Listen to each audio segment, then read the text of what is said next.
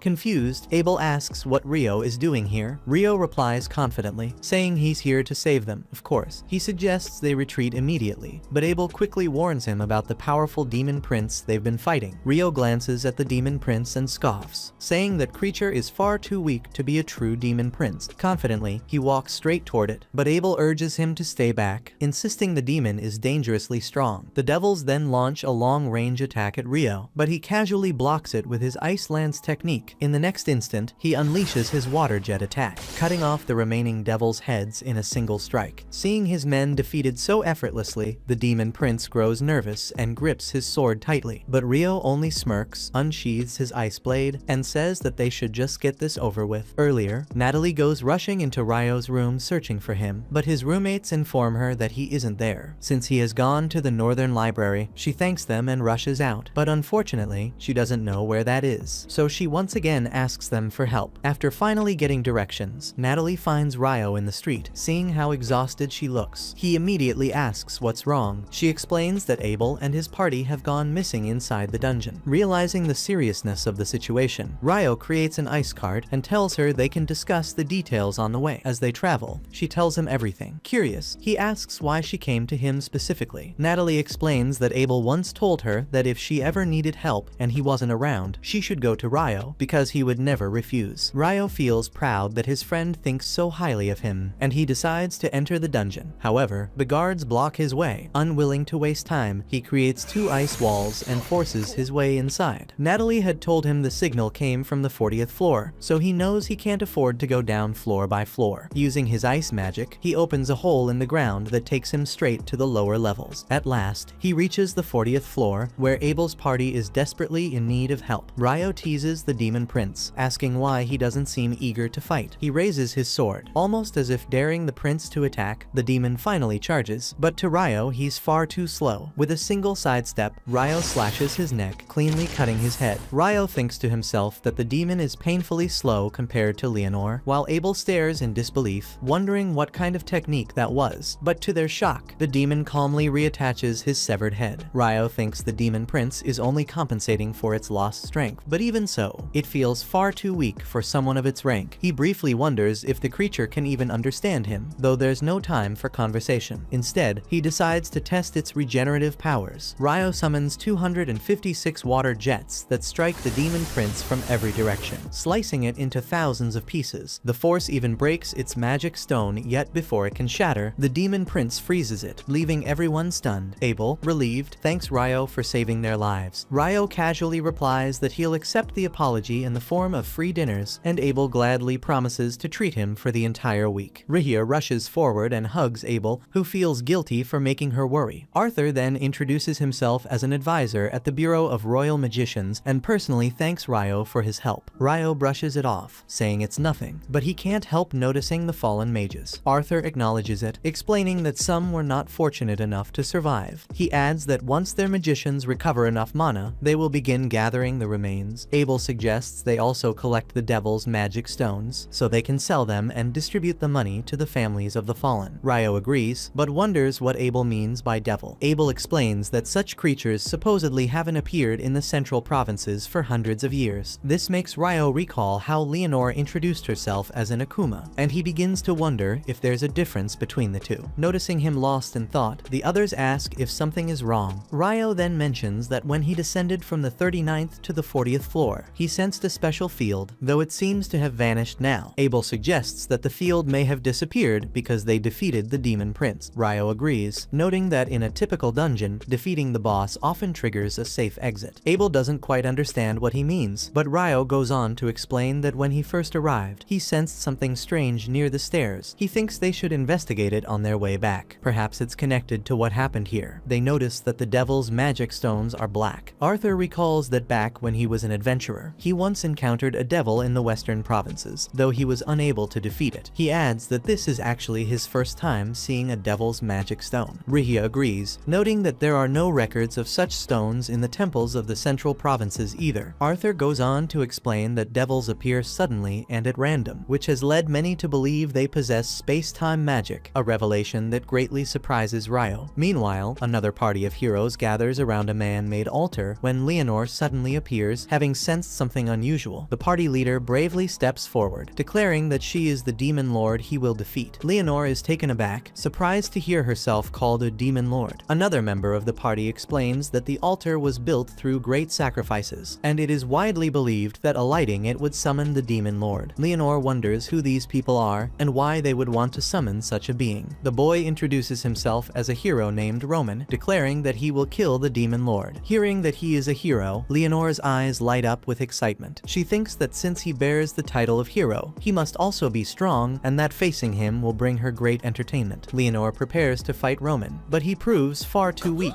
and she defeats him with ease. She then tells his companions that they are free to attack her if they wish, but warns that if they do, she will have no choice but to defend herself. In her mind, she also notes that they should be more worried about their fallen hero. Just then, she notices a black jewel, and she thinks although the fight was very boring, collecting it would justify her effort. Roman once again calls her a demon lord, which irritates Leonor. She tells them that if they all work together, they might actually be able to defeat the current demon lord. Leaving the party stunned, she adds that there are even humans as strong as she is. Leonor recalls her fight with Ryo, saying it was truly enjoyable. The group is shocked to realize she isn't a demon lord after all. Finally, she introduces herself as Leonor and tells Roman to become the strongest human he can, so that one day they can have a proper battle. However, Roman still refuses to believe that there could be a human stronger than him. Before leaving, Leonor smirks and tells him that Ryo is about 10,000 times stronger than he is. Meanwhile, Ryo and the others come across another group of adventurers from Lune. Arthur suspects that Clive's men probably hired them, hoping to secure the route to the 11th floor. Abel then realizes that it wasn't only their parties from the 10th and 11th floors who were teleported to the 40th floor. Ryo notices a black orb and realizes it must be the anomaly he picked up earlier. Arthur admits he has never seen anything like it before. He points out that it was emitting mana just moments ago, but now the energy has vanished. Fortunately, he has a barrier bag that can prevent mana from leaking in or out. Ryo asks if he intends to take it back, and Arthur confirms, explaining that it's their only piece of evidence. On their way back, Abel once again thanks Ryo for saving them. Ryo reminds him of his promise to feed him for the whole week, but adds that if Abel truly wants to show his appreciation, he'd like to know more about the curry shop he mentioned. Abel promises to treat him to some delicious curry, and Ryo warns that if he forgets his promise, he'll cut him into even smaller pieces than the demon prince, something Abel can't help but laugh at. They finally make it outside, where Hugh is relieved to see them safe. Natalie greets the group, and Abel thanks her, saying it was only because she called Ryo that they were able to return alive. Hugh is glad to see Abel but wishes he would stick to safer jobs on the surface. However, he is clearly displeased that Ryo ignored the guard's warnings. Ryo offers an apology, but Arthur steps in, pointing out that they only survived thanks to Ryo. Hugh is shocked to hear this, and Arthur adds that they can discuss the matter further later in the tent. Before leaving with him, Hugh tells Ryo that they aren't finished discussing the subject. However, he thinks he deserves appreciation for the help, which relieves Ryo. Arthur tells Hugh that they encountered 50 devils and even a demon prince, which leaves Hugh stunned. He is amazed that they managed to return alive, though Hugh admits he shouldn't be too surprised after all. It was Abel's party. Arthur explains that although Abel fought impressively, the demon prince nearly killed him, shocking Hugh. He then asks if it was Ryo who defeated the demon, and Arthur confirms it. Curious, Arthur asks Hugh who is that young boy, but Hugh admits he doesn't know either. All he knows is that Ryo once helped Abel return safely from his journey to the Malefic Mountains. Arthur remarks that it's wonderful Abel has such a powerful ally, someone capable of killing a demon prince in a flash. Hugh, however, doesn't quite grasp what he means by in a flash, so Arthur clarifies that both the demon prince and the devils were killed out within seconds. Arthur believes that nothing is more important than ensuring their country stays on the good side of this unprecedented magician. If the aristocrats were to provoke him, it could cause serious problems. Because of this, Arthur decides not to leave any official record of Ryo's actions. Hugh agrees and chooses to leave Ryo's name out of his own reports as well, reasoning that their town cannot afford to make an enemy of someone so powerful. The next morning, Ryo goes for a run with his friends, but they struggle to keep up with his pace. He encourages them, saying that the important thing is to keep moving forward, even if they have to slow down. Later, while walking through town, Ryo feels a bit restless, thinking it might be because yesterday's battle ended so abruptly. Suddenly, he catches a scent in the air coming from a nearby restaurant and quickly rushes toward it. When Ryo opens the door, he finds Sarah already there, also drawn by the delicious curry. She tells him it's the best in town and even invites him to sit beside her. The bartender asks what level of spice they'd like, and both order medium hot. Ryo then notices that Sarah has already finished a plate of curry. She quickly explains that elves have a high metabolism and insists she isn't trying to compete with him. Ryo simply replies that he never said anything like that. Sarah asks Ryo where he lives, and he tells her he stays at the guild dorms. She teases him, asking if that's where all the rookies live, but then guesses that since he's visited the North Side Library, he must be at least D rank. Ryo Ryo confirms that he was promoted to D rank upon registration, which impresses her, as she already considers him quite strong. However, Ryo says it's the first time anyone has ever told him that. Sira thinks for a moment, then suggests that maybe others simply don't know what to look for. After finishing their meal, Ryo asks Sira why he hasn't seen her at the guild, even though she's an adventurer. She explains that until recently she was based in the royal capital, and because she has a long-term contract, she doesn't visit the guild often. Sira reveals that she's a swordsmanship instructor for Margrave Lune's Order of Knights, which makes Ryo wonder if she also teaches swordsmanship. She playfully tells him that she's much stronger than she looks, leaning in a bit too close and leaving him flustered. Curious, she asks if he has any plans, since she would like to have a mock battle with him. Ryo, though a bit nervous, agrees to join her. Before their match begins, Sira remarks that ever since he walked into the restaurant, she could sense his frustration, like he was hungry for a real battle. Surprised, Ryo asks how she knew he could use a sword. Sira smiles and explains that she is also a wielder of both magic and blade. With that, the two formally begin their practice match. Sira charges at him, but Ryo manages to dodge her strikes, which leaves her impressed.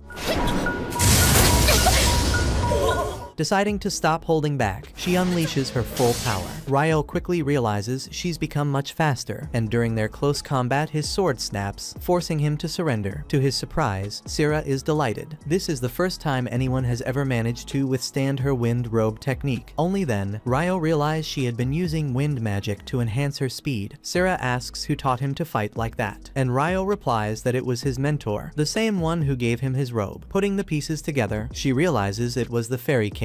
Amazed, she remarks that he's truly fortunate, since the Fairy King is practically a legend. Just then, Relita arrives to remind Sira of her appointment with Master Alfonso. Before leaving, Sira tells Relita that Ryo is important to her and asks her to escort him home, leaving Relita visibly surprised. As they walk outside, Relita is still surprised that this guy is so important to Sira. Just then, Ryo encounters Hugh in his carriage, who invites Ryo in his carriage. On their way, Hugh says Arthur has already informed him about his heroic battle, but he can't just ignore his disobedience, so he has a job for him as punishment. Hugh tells Ryo that since he registered, he only has taken dungeon-related jobs, so as Ryo's punishment, he would be accompanying a group of merchants on a round trip to Whitnash. The next day, Nils and his comrades meet up with Ryo to ask for help with a quest. Ryo quickly notices how serious it must be, since Nils is speaking much more formally than usual. Nils explains that his hometown, the village of Abali, has issued a hunting request. Normally, he would have taken it on himself, but the request is rated for D ranking adventurers and above. Ito explains that he and Nils were only recently promoted to E rank after helping defeat the great Tidal boar, but even so, they still don't qualify. Nils then asks Ryo if he would temporarily join their party so they can take the quest together. Ammon points out that the targets are skeletons and goblins, which is unusual since those creatures don't normally appear in the same area. Hearing this, Ryo smirks, thrilled at the chance to finally fulfill his long-time dream of fighting skeletons. He immediately tells them he's in. Later that day, they all go to Hugh and inform him that they plan to accept the quest. Now, with Ryo's assistance, Hugh begins by explaining that the request originally came from Kailadi. Nils replies that he already knew, and adds that the request had been forwarded to Lune after nobody in Kailadi could complete it. Hugh nods, but adds that Kailadi had already dispatched adventurers twice before. The first was an E rank party, the second a D rank party. Ryo and the others find it hard to believe that even a D rank group failed at something that sounds as simple as hunting skeletons and goblins. Hugh explains that according to the D rank party's report, their problem was the lack of cooperation from the village. Things got so bad that the entire village turned against them. Ammon suggests maybe that village has always been hostile to outsiders, but Nils disagrees, saying that while they're not the friendliest people, they would never go as far as open hostility. Putting that aside, Hugh smiles and admits he feels relieved to have Nils and his comrades taking on the request. Still, he warns them to be careful, since the E-rank party came back badly wounded. They had reported facing over 30 skeletons. Even so, Hugh believes that with Ito as their priest, the team should be able to handle it as long as they avoid carelessness. He reminds them that they still have a couple days to prepare for the journey, so he tells them to do their best and, most importantly, return home in one piece. The next day, the group begins their journey to Abali. Surprisingly, the trip doesn't take long. They realize they're traveling faster than the adventurers who attempted the quest before them. Ammon guesses this is proof that their daily stamina training has paid off. Maybe all that brutal running really was worth it after all. On arriving, some of the locals greet Nils warmly, saying it has been a while. Rio notices this and feels a bit relieved that the villagers are on good terms with Nils. At least that means he wasn't kicked out for being some kind of public enemy. Rio had assumed Nils was an exile, since just by looking at him, he always seemed like the type to cause trouble. To Rio, it only felt natural to think Nils had been banished and forced to become an adventurer. Nils gets a little nervous after hearing that assumption, so he quickly changes the subject by suggesting they go meet the mayor and ask about the situation. Nils opens the door of a cabin and finds Bulan, the village mayor, standing inside. Bulan can't believe his eyes that Nils has finally returned home. After giving each other a hug, Bulan remarks that Nils looks far more mature now. Nils laughs, insisting that can't be true since he has only been gone for about a year. But Bulan insists there is something different about him. He no longer has the same reckless, troublemaker attitude he was known for before. The others overhear this and can't help but snicker among themselves. Bulan then notices the group standing behind Nils and asks who they are. Nils introduces each one as members of his party, and after exchanging greetings with Bulan, they all sit down at a table. Once seated, they explain to Bulan that they have come to take on the infamous hunting request. Bulan admits he feels Nils's group might stand a better chance than the previous adventurers, especially since Nils already understands how things work in their village. With that aside, Nils brings up the issue of the second adventurer party. He says their report claimed the village refused to cooperate with them, so he asks Bulan what really happened. Bulan takes a slow sip of water before answering. He explains that everything began when skeletons started appearing in the forest. At first, they were spotted only occasionally in the eastern woods, but over time their presence became constant. Later, goblins began showing up as well, but this time in the southern region of the forest. That was why the request was made to have them hunted down. However, Bulan continues, the first adventurer party caused a huge problem. They chose to fight in a place where they shouldn't have, spilling blood deep within the southern forest. Because of that, when the second adventurer party arrived, the villagers reacted with anger and drove them away. Bulan admits that asking outsiders to be mindful of where they fought was asking a lot, especially since they had been in a life or death struggle. But Bulan explains that the people of the village have been told for generations to avoid that particular place. Hearing this, Nils finally understands why the villagers treated the last adventurer party so coldly. He then turns to his comrades and apologizes, admitting that they probably aren't following everything that has been going on. Nils explains that it's tied to a local custom, but it also involves the village secrets, since he can't share the full details without the council elders' permission. He politely asks them to be patient. Later that night, while Nils is away trying to get approval from the council elder, Rio and the others chat with Nils's younger siblings. They tell the group that ever since childhood, Nils never cared much about farming. All he ever wanted was to leave the farm behind and become an adventurer the moment he was old enough. But after their parents passed away, he stayed in the village until last year to raise his siblings until they were strong enough to survive on their own. Hearing this, Nils's comrades admit it sounds just like him even if he doesn't act like it. He is actually very caring. Nils's younger brother adds that he doubts anyone in the village would oppose them handling the hunt. The last adventurer party ignored traditions and recklessly rushed into the woods, but since Nils knows the customs well, there shouldn't be any problems this time. A few moments later, Nils returns from the council and announces that they've been granted permission to carry out the hunt. He suggests that tomorrow they focus on the goblins first, and after that, deal with the skeletons. He also says he received permission to share important information with them, though he stresses they must keep it confidential and never tell anyone else. Nils begins by explaining that there are two special things about this village. The first is the guardian beast that lives in the forest. Rio is shocked, since this is the first time he has heard of such a thing. Ito chimes in, saying he has heard of certain villages having guardian beasts, though he didn't realize this was one of them. At the mention of this, Rio grows excited, imagining the guardian being corrupted by an evil god and attacking them on the way. Seeing Rio lost in his own fantasies, Nils pulls him back to reality. Rio admits he might have gotten carried away, then asks about the second important thing. Nils explains that it concerns the village shrine, but the elder insisted on explaining that herself. Since it was already late, they would have to wait until the next day to hear about it. The next morning, Bulan takes the group to the area where most goblin sightings had been reported. Normally, children play here, but for now they have been warned to stay away though. Of course, some still break the rules. Hearing this, Rio teases Nils, saying he must have been that type of kid, which clearly strikes a nerve with him. At that moment, the others notice several goblin footprints. In the same instant, Rio looks into the distance and senses that that more than 10 goblins are already on their way and will arrive within 5 minutes. Hearing this, Nils suggests they take down all but one goblin, then follow the survivor back to its den to wipe them out all at once. They venture deeper into the forest, where Rio uses his ice bind technique to freeze several goblins, letting the others finish them off with their swords. As planned, they spare one goblin and allow it to escape back to its den. It leads them to the mouth of a cave, where they see a large gathering of goblins. On arrival, Rio casts ice bind once again, and the others cut down the frozen creatures with ease. Just when they think the fight is over, a massive goblin general steps out from the shadows with a crushing aura. Ammon and Nils immediately recognize it as the same type of monster they fought during the Great Tidal Boar. Convinced they stand no chance, they brace themselves for defeat. But at that moment, Rio summons ice chains that wrap around the goblin general, dragging it into the ground and restraining it completely. All that remains is for Nils to deliver the finishing blow. On the way back, Rio tells Nils he's relieved they managed to win without casualties, and the best part is that they secured the goblin general's magic stone. Nils nods in agreement. When they return to the village, the elder, Mistress Nasu, praises them for defeating the goblins. She tells them she knows they must be tired, but their next task is to head into the forest and face the guardian beast. However, she warns them there is a chance the beast may be corrupted, in which case they will have no choice but to fight it. Rio realizes this means he might actually get the chance to battle a guardian beast, and he once again drifts into his fantasies. Just as Nasu leaves, Ito notices a strange item attached to her staff and quietly wonders what it could be. As they venture deeper into the forest, Ito's curiosity gets the better of him, so he asks if the charm on Nasu's staff is a crest of the Earth Mother Goddess. Nasu confirms that it is and even praises Ito, saying he must be a well-learned priest to recognize it. Rio, however, has no idea who or what the Earth Mother Goddess is. Ito explains that long ago, the Goddess of Light and the Earth Mother Goddess were part of the pantheon of 7. But as time passed, people assumed all priests only worshipped the Goddess of Light, which caused the 6 other deities to fade into obscurity. Hearing this, Rio asks Nasu if that means she can't use elemental light healing magic. She replies that she can indeed use healing magic, but it's different from what the temple priests use. In fact, since she serves the Earth Mother Goddess, she doesn't even need incantations to cast spells like most priests do. Before long, they arrive at the guardian beast's den. Nasu calls out, announcing that she has brought people to take on the hunting request. Rio can't hide the excitement on his face. He secretly hopes the guardian beast is corrupted so he can fight it. But when the guardian emerges, it turns out to be a massive blue wolf that greets Nasu like an old acquaintance. Rio is instantly disappointed, realizing there won't be a battle after all. The guardian beast barely acknowledges the others, but when it looks at Rio, it takes an interest and introduces itself as Enkusi, asking for Rio's name. Nasu and Bulan are stunned, because never in history has a guardian beast casually revealed its own name. Enkusi explains that he never shared it before since humans always struggled to pronounce it, but meeting a water magician makes him feel it would be rude not to. The guardian beast goes on to explain that he has some relation to the fairy folk, and simply being near Rio makes him feel at ease. Rio recalls that Sira once mentioned the fairy king liked him, and he starts wondering if he has some hidden trait that appeals to fairies. He thanks Enkusi for the kind words, but Enkusi insists he's the one who should be grateful. Meeting Rio makes him feel as though he'll live 1,000 years longer, though in truth, he only has a few decades left. With that aside, Guardian Beast gets serious and explains the details of the hunt. He says there are about 30 skeletons inside the shrine. However, he warns them that one particularly powerful skeleton is also sealed there. Since the shrine alone isn't strong enough to hold it, he has been containing it himself. Once they clear out the others, he will release that one for them to fight. Then a couple minutes later, Ito uses his priest magic to defeat the last of the lesser skeletons. The group then stands before the shrine, ready to face the stronger foe. They open it and are shocked to see an arch skeleton emerge. Rio quickly creates ice hammers for each of them, explaining that he will restrain the monster while they use the hammers to wear it down. He signals to Enkusi, who releases the arch skeleton. It charges forward with incredible speed, but Rio instantly creates a super slippery ice floor, causing it to slip and fall. This gives Nils the opening to land a crushing blow to the back of its neck, finishing the arch skeleton. After their victory, they enter the shrine, where Nasu notices that part of the shrine's jewel is missing. She isn't too surprised, since the former village priest once told her the story. The jewel had once shone brightly, but one day it turned dark and cloudy. The guardian beast had also mentioned to her that his cave was receiving a strong flow of energy from somewhere else, and she suspected the shrine was the source. She also considers the repeated goblin attacks they've faced. Hearing this, Rio widens his eyes sighs in shock, wondering if this was connected to how Nils's parents died. Nasu continues, explaining that despite all the goblin raids, the village never located their true hideout, yet Nils's party managed to find it right away. She suspects that the goblin cave itself might have been drawing power from the shrine, which allowed it to spawn goblins endlessly. To solve the issue, Nasu declares that she will use sorcery to collapse the cave entirely, preventing any more goblins from spawning. The next day, Rio and his party prepare to leave and bid farewell to everyone in the village. On the road, Nils tells Rio and Eamon that once he and Ito move out, they will need to either buy or rent a house. He asks if they would like to live together. Eamon is eager and agrees immediately, but Rio says he needs time to think about it since there are still things he must consider. Meanwhile, at the guild, Hugh asks Abel to cover for him at the Whitnash Open Port Festival. Normally, he would have asked Phelps, but Phelps is already busy with other duties. Abel sighs but agrees to help just this once. In the following scene, two magician soldiers are locked in a fierce sparring match, which is suddenly interrupted when one of the lieutenants fires a fireball into the air, forcing them to stop. The lieutenant grows angry and shoots a fire arrow that nearly hits one of the soldiers. He yells at them, warning they must never lower their guard, even when a fight appears to be over. Then he announces that the commander has come to deliver important news. The commander steps forward, commending the soldiers for their performance. However, she declares she brings orders directly from the Imperial Majesty. She and the lieutenant will depart for Whitnash the next day, and will be gone for about 2 months. Before leaving, she tells them she expects greater improvement when she returns. As they walk away, the commander remarks that the lieutenant must be in a good mood. After all, the last time a soldier let his guard down, he shot him straight through the leg. She believes the sight of his flame arrows is more than enough to keep them disciplined since after all, he is the infamous Inferno magician. Meanwhile, Rio and the others are seen traveling through the valley. At a certain point, they stop to rest, where Nils suggests the name of their party is Room 10. Rio questions it because it doesn't really sound all that right to him, but Nils insists, saying that's the name that represents them the best. They have been given their very first mission, and although they have never done escort work before, they are sure that with Rio around, they will be able to handle anything. Eamon is just glad that they covered all this stuff in the beginner adventure course. Rio considers the fact that they still have about 9 days until when they're supposed to depart. He finds that to be quite the long time. Nils explains it was arranged that way so it would coincide with the Whitnash Open Port Festival, which takes place every 5 years. Rio gets excited at the hearing of a festival because he knows that means there is going to be a lot of food. That said, they continue their journey until they arrive at the next town later that evening for the festival. The noble they are escorting makes accommodations for them to pass the next 10 days, and then after that, they will continue their journey to Lune. The noble expresses how grateful he is for having them accompany him, saying he feels so safe in their care. That aside, they all race over to the food stalls, considering how hungry they are and how they haven't eaten all day. On reaching there, Rio begins stuffing his face, thinking to himself that this is the best fish and chips he's ever had. The others agree, believing it is the best meal they've had in a while. Meanwhile, the lieutenant is traveling by carriage, but it seems to be stuck in traffic. One of his men comes to give him a report, saying that a carriage from the monarchy of Kufaris ahead of them is having some issues with their papers, and they are stuck in line because of that. The lieutenant isn't upset. He knows there's nothing they can do about it, so he simply keeps his arms folded, waiting. The soldier enters the carriage, asking the lieutenant how he views this excursion he's on. The lieutenant replies that it's hard to say, but he is not about to speculate on the Imperial Majesty's intent. However, the lieutenant doubts that His Majesty just wants them to check out the sea, since the Empire is landlocked. Then, after a few moments, the lieutenant opens up, saying there is a chance that His Majesty intends to take care of some bloody business while Princess Fiona is gone. The soldier shudders in shock at hearing that. The lieutenant tells him he shouldn't be so surprised because it is very obvious with the way His Majesty dotes on her. The soldier admits that Princess Fiona does indeed have magic talent and a lot of dedication, and on top of that, she became a commander in the court's magic division when she was only 17. Not to mention that she is a very beautiful lady. The lieutenant explains that His Majesty loves the princess both as his youngest daughter and as his most valuable asset, but that fondness might make him overlook some of the more grotesque sights of his rule. Curious, the soldier asks what that could be, and the lieutenant replies that it may be a purge of nobles who oppose the imperial family. However, this is just an assumption by the lieutenant, so there is no way he can know for sure. All in all, guarding the commander is part of his duties, which is why he is here to carry it out. Later that night, an event for royals and nobles is being held in a large banquet hall, but all eyes are on one man, Prince Conrad, Fiona's elder brother. Conrad walks up to Fiona and apologizes apologizes for dragging her into coming to this event, even though she's not accustomed to all these fancy kinds of meetings. Fiona doesn't mind and tells him not to worry about it. That aside, Conrad says he'll leave her to handle things on her end. He pats her on the shoulder and walks away to have a conversation with one of his associates. Later that evening, Fiona collapses onto her bed, relieved that Conrad said she didn't have to be there. She is truly not cut out for that fancy stuff. Marie, one of the servants, loosens her gown as Fiona admits she is a lot more comfortable in the commander's office or in the training yard. She doesn't know how her brother manages to pull it off, constantly dealing with an endless stream of guests while also looking out for her, even though he's just 3 years older. Marie responds by reminding Fiona that she has great talent with both sword and magic. Hearing that, Fiona smiles as she looks to the ceiling, realizing that her charms lie in her gifts for sword and spell. The day of the festival quickly arrives, and as Rio and the others stand in the crowd, Rio spots Abel sitting in the seats reserved for special guests with Princess Fiona. Nils admits to himself that Fiona is really beautiful, but Ito urges him not to get his hopes up, because Fiona is way out of his league. Just then, Rihia and Lin run into Rio and the guys. Seeing them, Rio realizes that since Rihia and Lin are here, then the guy sitting with Princess Fiona definitely has to be Abel. Rihia explains that he's sitting there because Hugh asked him to stand in for him during the festival at the last second. That aside, Lin notices that there is a wind elemental shield protecting all the VIP seats, and it is incredibly thick. Ito is shocked to realize that it is not just a regular wind barrier. Lin adds that she heard about a treasure passed down through the Lord of Whitnash's family that could project such a wind barrier. Ito admits that it definitely sounds convenient, but Lin explains further that it is usually not very efficient, which is why they do not often use it. Rihia speaks up, noting that any terrorism where the imperial family is present could lead to war, so the excessive fuel costs may be justified. Ammon and Rio admit that it is a very scary thought, and they hope nothing like that happens in the near future. That aside, Lin figures that since Fiona is here, her lieutenant must be here as well. Rio does not know who the lieutenant is, so Lin explains that he is the pride of the Empire, widely known as the Inferno Magician. He earned that name because of a rumor that he incinerated 1,000 royal troops in a single attack. He has had several other amazing feats that secured that reputation. Rihia advises the group not to have any dealings with him because it could be very dangerous, and Rio quickly agrees. With that, they all decide to continue on and enjoy the rest of the festival. However, as Rio walks away, he accidentally bumps into the lieutenant. They both apologize to each other, and Rio leaves without realizing who he just encountered. After that, the lieutenant strolls through the festival with one of his soldiers. The soldier reminds him that he was the one who suggested they split up to look for some good food at the stalls, yet he did not end up buying a single thing. The lieutenant replies simply that he does not like crowds. The soldier tells him that is not a good excuse, because if he shows up empty-handed, Fiona is going to get upset and keep whining about it. The soldier notes that they already managed to get some items, so he suggests splitting up again to gather the rest of the food Fiona wanted. The lieutenant sighs in defeat. He really hates this part of his job, but there is nothing he can do about it. Later, Abel meets up with Prince Conrad and speaks about Princess Fiona, whom he saw sitting in the guest seats during the festival. Curious, Conrad asks Abel whether something about her caught his attention, since she is there. He wishes to confirm with Abel if the lieutenant, Baron Oscar Luska, is also present. However, Conrad explains that such matters fall under military affairs, and he cannot discuss them with him. He then changes the subject, saying he has someone else to talk to, before walking away. After this encounter, Abel feels a little anxious, admitting to himself that he is terrible at confrontations like that. Meanwhile, Fiona collapses onto her bed, exhausted once again. Marie advises her to act in a more proper way, but Fiona admits that it is just really hard for her to play the role of a princess in front of everyone. But on hearing that, Marie reminds Fiona that she really is a princess. Just then, Oscar walks in, saying how exhausted he is from the entire festival and that he really does not like crowds. One of the soldiers points out that he kept running into that one boy for some reason, but Oscar replies that they kept avoiding each other because he was so quick to react. Fiona is surprised to hear that he was that quick, but Oscar warns her not to be fooled, saying that the boy might dress like a magician, but he definitely knows how to move. For now, they simply decide to eat and enjoy their meal. Meanwhile, at the festival, an archery competition is taking place with all the locals gathered around. Ammon kicks things off, but fails miserably. Next up is Ito, but he also misses the shot. Rio asks Nils whether he signed up for the competition as well, but Nils confidently explains that he did not because he has never touched a bow and arrow in his entire life. During this time, Abel laughs laughs when he sees Ito's failed attempts to hit the target. Rio scolds him, saying it is not nice to laugh like that, but Abel clarifies that he was not directly laughing at Ito. It is just that seeing Ito's archery form reminded him of how he used to be when he was younger. When it is Abel's turn to shoot, Rio pushes him out there, asking him to show everyone what real archery looks like. Abel resists, reminding Rio that he is actually a swordsman, but Rio insists that it does not matter. As Abel steps up to make the shot, he grows a little nervous, but he calms himself down, draws his bow, and lands a bullseye.